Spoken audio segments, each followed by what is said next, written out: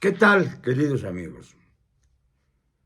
Andrés Manuel López Obrador ha dado un paso más hacia su suicidio político.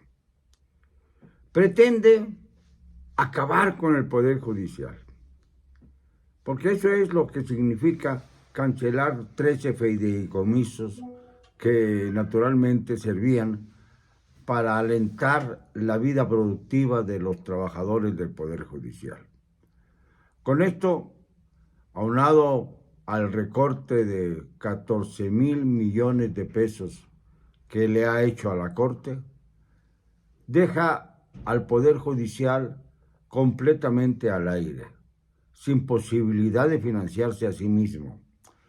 No pocos dirán, y a veces con razón, que hay jueces venales, que hay jueces que no cumplen con su tarea de hacer justicia y que se guían por el dinero. Así es.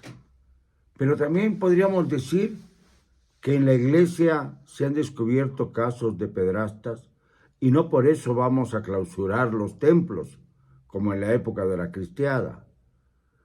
Son pecados individuales que desgraciadamente deben ser motivo para una revisión clara de cuánto dañan a la sociedad. Lamentablemente en México todo se aplica de acuerdo al criterio todavía del presidente en turno.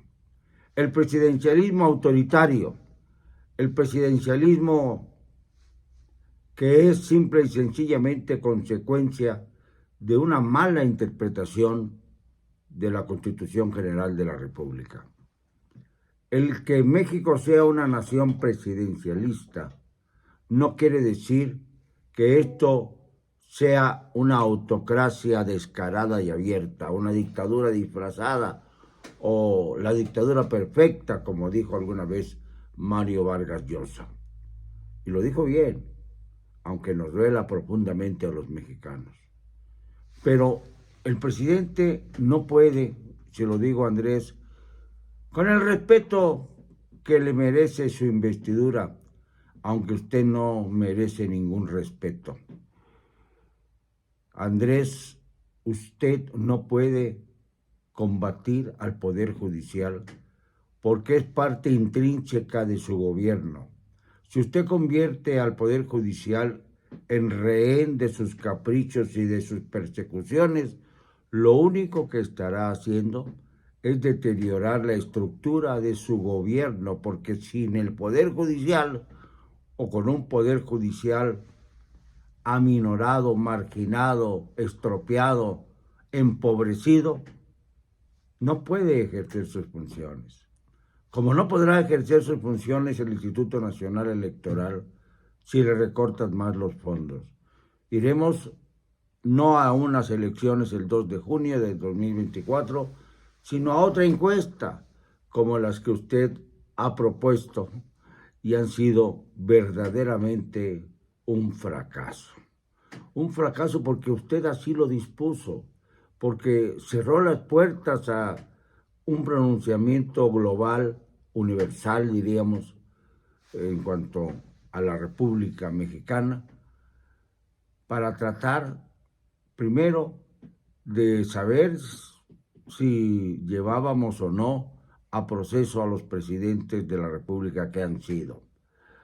Esto es un deber suyo, López Obrador. Usted, si tiene conocimiento de algún delito que hayan cometido los expresidentes, sus predecesores, tiene la obligación constitucional de llevarlos a proceso. Si no lo hace, usted está incumpliendo la Constitución que juró defender el día desgraciado en que tomó usted protesta como presidente de México. No es un volado de a ver si voy o no voy a perseguir a los presidentes. No, es un deber que además fue una de las ofertas de su mentirosa campaña electoral en donde prometió tanto y no cumplió nada. Sus obras emblemáticas tienen mucho tufo a negocios viles, tienen mucho tufo a sinvergüenzadas ocultas. La brutal tala del sureste de México con maderas pinas, árboles con maderas pinas, ya alcanza una cifra escandalosa que se contrabandea, 20,000 millones de dólares. Y así por el estilo. La refinería de Dos Bocas no sirve para nada. El famoso aeropuerto internacional Felipe Ángeles, y estaría bien estudiar por qué se le puso Felipe Ángeles a este aeropuerto. Esto es otra historia que habremos de comentar brevemente. Y les digo que todas estas obras han tenido sobrecostos gigantescos, hasta 3 tantos de lo que se había presupuestado. Y eso significa que necesariamente el gobierno requiere de hacerse de ingresos a como dé lugar. Nada más falta que comiencen las expropiaciones.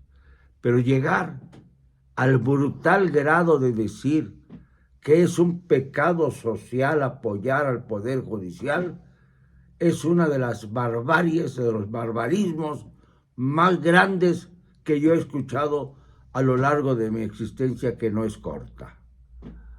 No es posible que un presidente de México convoque a llamar o a considerar o a calificar como pecado social el apoyar al Instituto Nacional Electoral o el apoyar al Poder Judicial de la Federación. Esto es tanto como guillotinar la estructura del gobierno.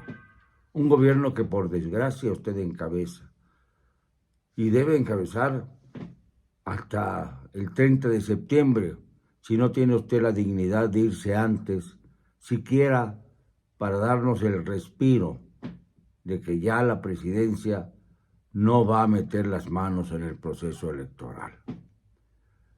Si esto lo hace, podrá salvarse un poquito de la sentencia condenatoria de la historia.